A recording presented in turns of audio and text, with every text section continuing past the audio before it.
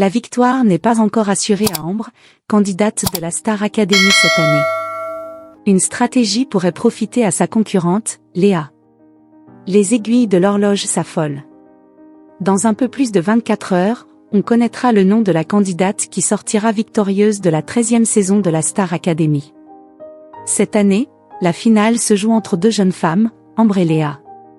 La compétition s'annonce particulièrement serrée. Charge au public de distinguer la plus talentueuse des académiciennes à l'issue de la soirée dont Nikos Aliagas donnera le coup d'envoi à 21h10. Selon les estimations de TV+ Sondage, Ambre l'emporterait haut la main. La candidate enregistre un total de 51,24% des votes en sa faveur contre 48,76% pour Léa. Mon Top TV lui attribue également la victoire avec 66,3% des suffrages exprimés. Sur les réseaux sociaux, les fans s'enflamment. Depuis le début on sait que c'est Ambre qui va gagner, Ambre notre gagnante sans hésiter. On va t'offrir le trophée Ma Amber Gaga. Rien n'est pourtant encore joué, une stratégie du côté de Léa contredit ses pronostics.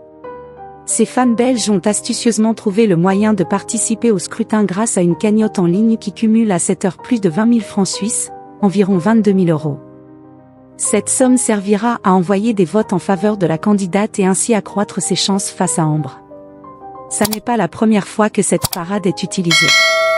Son efficacité a été prouvée à l'issue de la demi-finale qui a opposé Léa à Sarah.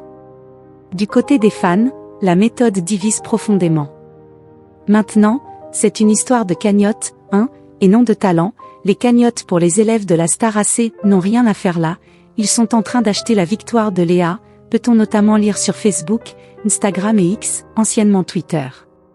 Sollicitée par nos confrères du magazine de Télé Loisirs, la créatrice de la cagnotte pour Léa, une femme prénommée Jessica, assure qu'Ambre n'est pas forcément désavantagée face à sa rivale.